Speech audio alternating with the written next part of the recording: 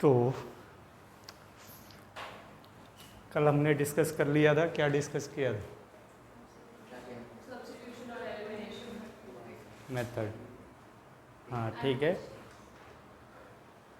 Solution of pair of linear equation by algebraic method से हम लोग देख रहे थे, जिसमें दो मेथड पढ़ा हमने,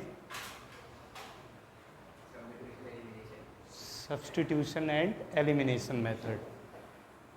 उसके कुछ क्वेश्चंस भी किए थे, आज और क्वेश्चंस कर लेते हैं, फिर फर्दर हम लोग आगे। हाँ तो पहला क्वेश्चन लिखिए ज़रा। ये वही है ना यार? हाँ ग्राफिकल। नहीं नहीं ठीक है, एनसीईआरटी में कौन सी कुछ नहीं समझ में आ रहा। ठीक है ठीक है।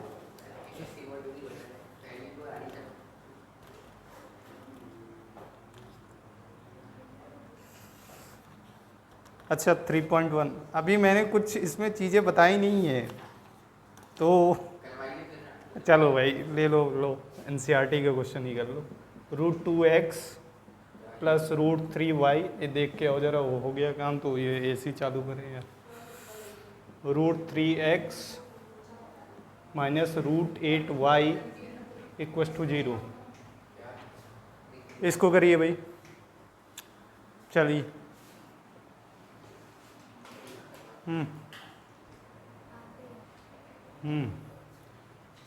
इसको हम लोग सब्स्टिट्यूशन मेथड से भी कर सकते हैं। यहाँ पे एक सेकेंड इक्वेशन को मैं ले रहा हूँ, तो इसको लिख लूँ अगर √3x इक्वस टू √8y, या फिर x equals to √8y upon √3 ना, ये फर्स्ट था, ये सेकेंड इक्वेशन। x की वैल्यू हमने सेकेंड इक्वेशन से फाइंड किया, उसको क्या करना है, सब्स्टिट्यूट कर देना है फर्स्ट इक्वेशन में। रखिए यहाँ पे, तो ये √2x अपॉन √3, सॉरी x के प्लेस पे ये पुट करना है ना, तो ये √8 upon √3y plus √3y equals to 0। LCM लोगे तो ये कितना हो जाएगा, 4y plus 3y equals to 0, 7y equals to 0, यानी y 0 आया। इस इक्वेशन से क्या होगा, x equals to 0। 0 and 0 is the answer of this pair of linear equation. ठीक है, आसान था। तो जरिए अभी हम लोगों ने सॉल्यूशन देखा कि कैसे सॉल्यूशन फाइंड कर रहे हैं, जितनी मेथड्स है जो आपके सिलेबस में है, और भी मेथड्स हैं, लेकिन अभी तक जो हमने पढ़ा उतना ही आपके सिलेबस में। पहला था ग्राफिकल, ठीक है, और दूसरा अलजेब्रिक मेथड से सॉल्व कर रहे थे। ग्राफिकल में 3 कंडीशन बन रहा था, पहले इंटरसेक्ट कर रहे थे लाइन, सेकेंड कंडीशन में एक दूसरे पे ओवरलैप या कोइंसाइड कर रहे थे, ठीक है, और तीसरा कंडीशन था कि दोनों लाइन क्या हो जाए, पैरेलल हो जाए। ये तो सॉल्यूशन है, लेकिन हम इक्वेशन देख के क्या पता कर सकते हैं कि उसका सॉल्यूशन फाइंड कर सकते हैं या नहीं। तो या सॉल्यूशन फाइंड कर सकते हैं तो किस टाइप का सॉल्यूशन आएगा, यूनिक आएगा या फिर मेनी सॉल्यूशंस आएंगे या नो सॉल्यूशन आएगा, क्या ये हम पता कर सकते हैं? तो आंसर है हाँ। लिखिए ज़रा, एक हेडिंग डालिए, condition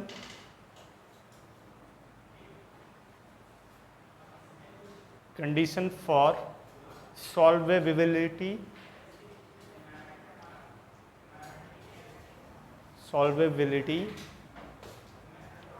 of pair of linear equation in two variable।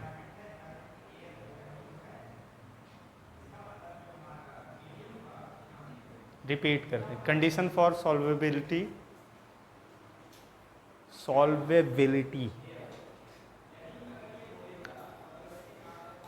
Spelling. पहला कंडीशन है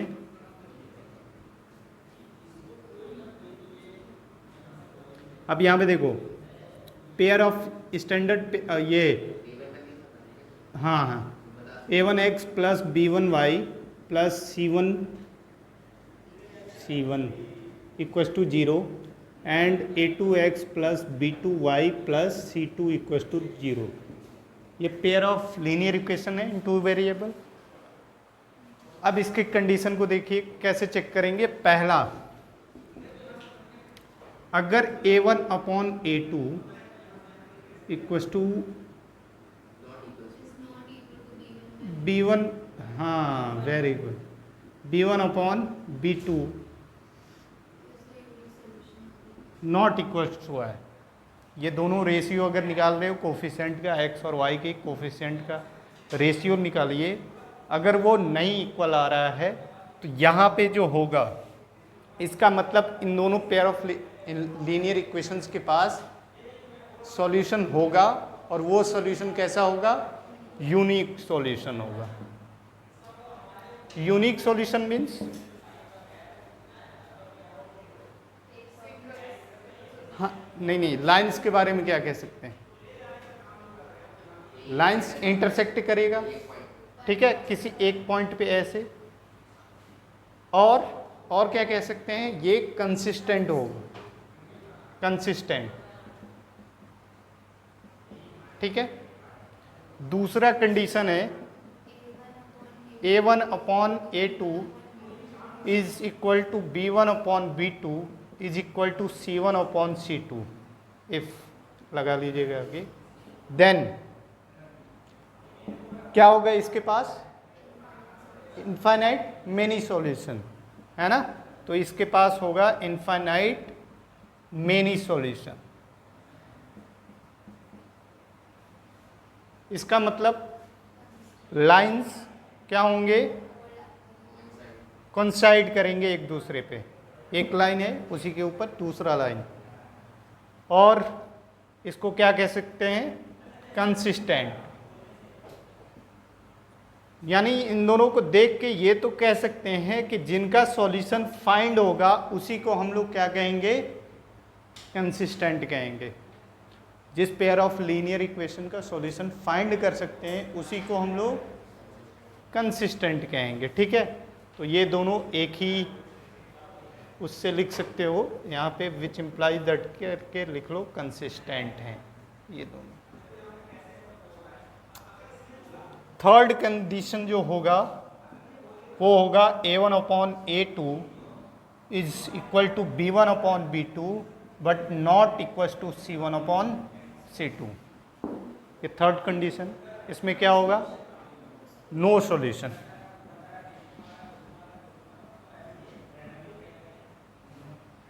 इसका मतलब lines parallel to each other, parallel to each other, और इसको क्या कहते हैं? इनकंसिस्टेंट, इनकंसिस्टेंट, ठीक है जी। ये तीन कंडीशन है जिससे आप सिर्फ देख के बता सकते हो कि पेयर ऑफ लीनियर इक्वेशन का सॉल्यूशन फाइंड कर सकते हैं या नहीं कर सकते हैं, और कर सकते हैं तो कैसे सॉल्यूशंस आएंगे, ठीक है। ये बात ठीक है। क्वेश्चन लिखिए जरा, ये नोट किया? अभी सर आएंगे बताएंगे कि हुआ कि नहीं हुआ, कुछ प्रिंट कर रहे हैं वो। हाँ, कल का पेपर प्रिंट कर, ठीक है, ओके। ये भी बात करना जरूरी था, है नहीं? तो क्वेश्चन लिखो भाई। ये एनसीईआरटी का 3.1 क्वेश्चन नंबर 2 है। कह रहा है ऑन कंपेयरिंग द रेशियोज, सुन लो क्वेश्चन, लिखूंगा नहीं मैं, सुन लो।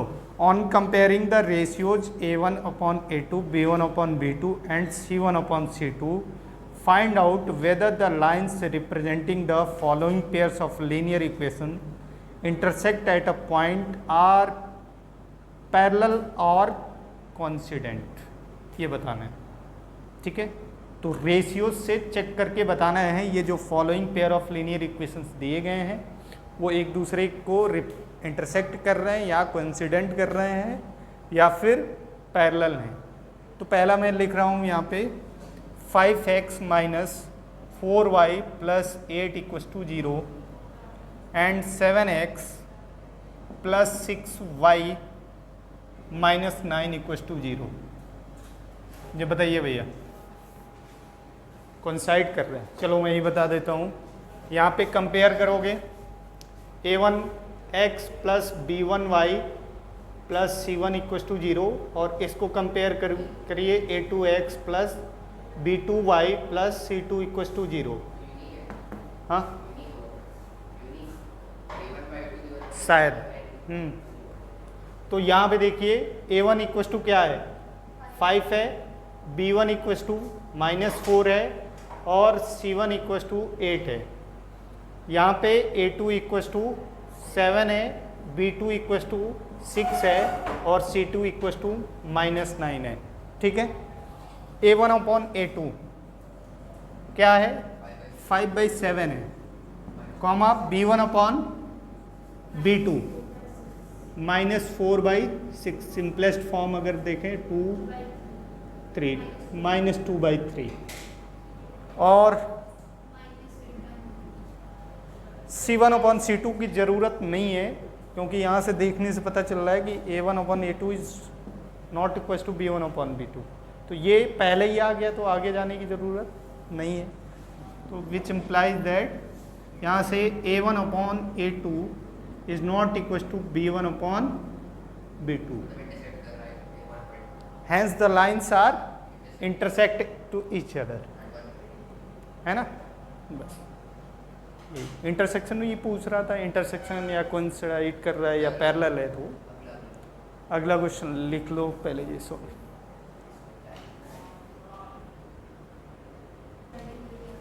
हाँ जी मिल जाएगी।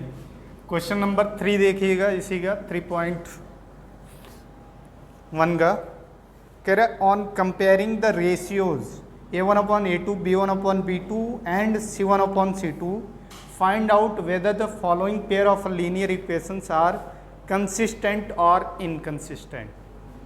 तो पता है कंसिस्टेंट दो कंडीशन में होता है, पहला not equal to b1 upon b2। हाँ ठीक है, तो तीनों रेशियो अगर बात करें यहाँ पे चेक करना है हमको a1 अपॉन a2 और b1 upon b2 and c1 upon c2। अगर चेक करना है कि ये कंसिस्टेंट है कि नहीं है तो उसके लिए दो कंडीशन है। ये a1 upon a2 is not equal to b1 upon b2 होना चाहिए और second a1 upon a2 is equal to b1 upon b2 is equal to c1 upon c2। इन दोनों कंडीशन में क्या होगा, कंसिस्टेंट होगा। ठीक है, पेयर ऑफ लीनियर इक्वेशंस क्या होंगे, कंसिस्टेंट होंगे। ठीक है, और थर्ड कंडीशन, थर्ड गया इनकंसिस्टेंट के लिए बात करें तो वो यहाँ पे क्या आ जाएगा, not equal to c1 upon c2 हो गया। ठीक है, तो एक क्वेश्चन लिख लिया जाए इसके लिए भी भाई, चेक करिए जरा। 3/2 x plus 5/3 y equal to 7 और 9x minus 10 y equal to 14। Check करिए इसको जरा थोड़ी। हाँ बताना जरा क्या क्या आया था ये, एक मिनट के लिए। रेशियो a1 अपॉन a2 क्या है, a1 अपॉन a2 1/6 और b1 अपॉन b2 क्या आया है 1/6। कैसे भाई, एक मिनट, ये तो माइनस में आना चाहिए ना।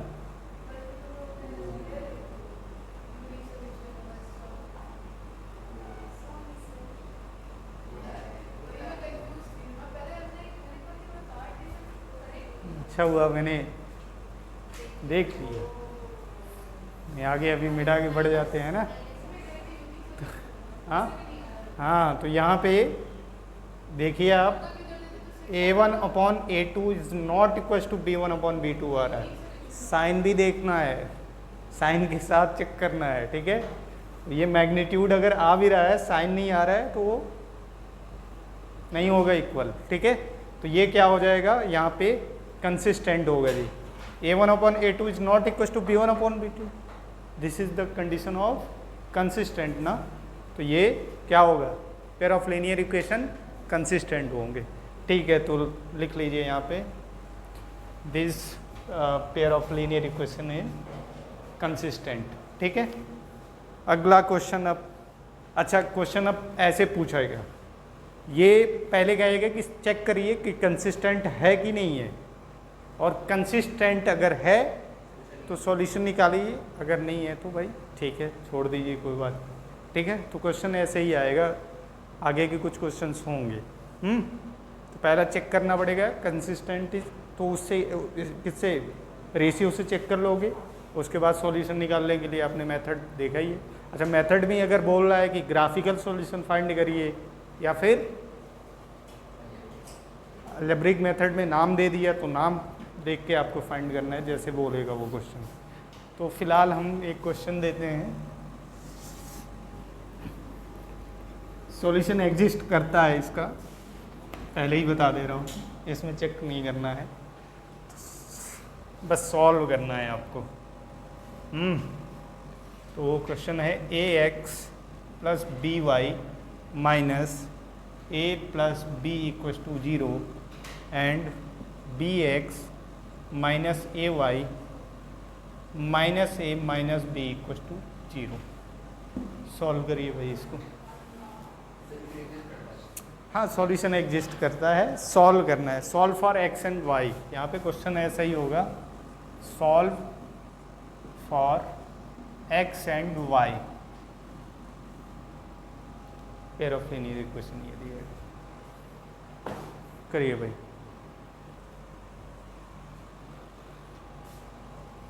इसको देखिए जरा, ये गिवन है ax + by, इसको लिख सकते हैं a - b लिख सकते हैं, और यहाँ पे bx - ay = a + b लिख सकते हैं, ठीक है। अब यहाँ पे देखो कोफिशिएंट तो सेम है नहीं है ना, तो क्या करेंगे, कोफिशिएंट को सेम बनाएंगे, किसी एक कोफिशिएंट को, या तो y वाले को बना लें, x वाले को बना लेते हैं। तो वो इसमें फर्स्ट इक्वेशन में इसको फर्स्ट मान लो, इसको सेकंड मान लो। फर्स्ट इक्वेशन में मल्टीप्लाई कर दो b से, और सेकंड इक्वेशन में a से, और सब्ट्रैक्ट कर दो, ठीक है। तो लिखो यहाँ पे multiply equation first by b and second by a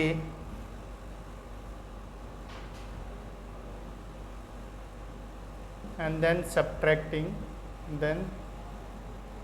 subtract क्या करो, सब्ट्रैक्ट कर दो किसी एक को, फर्स्ट को सेकंड से कर दो, है ना।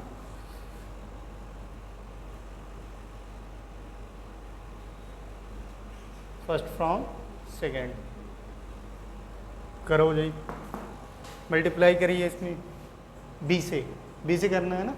तो ये AB x हो गया प्लस B² y हो गया, ये कितना AB और माइनस ये B² ना, ठीक है। और यहाँ पे क्या हो जाएगा, AB x हो गया माइनस A² होगा ना, A से मल्टीप्लाई कर रहे हैं, तो A² y equal to A² plus AB। Subtract किया, ये माइनस था प्लस, ये माइनस और ये माइनस, ये कैंसिल आउट हो गया, ये कितना ए स्क्वायर प्लस बी स्क्वायर और ये वाई, यहाँ पे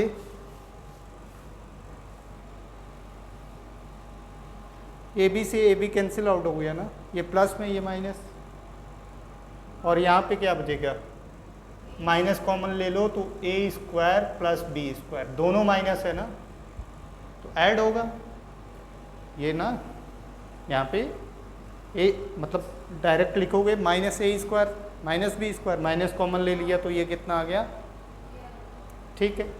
तो यहाँ से y क्या हो गया आपका, y equals to A square plus B square upon A square plus B square, cancel out होके -1, तो y इक्वल्स टू कितना -1 आया।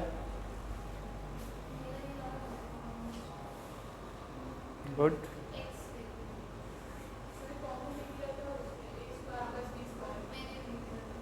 ये आ गया y -1 आ गया, यहाँ उठा के पुट कर दो,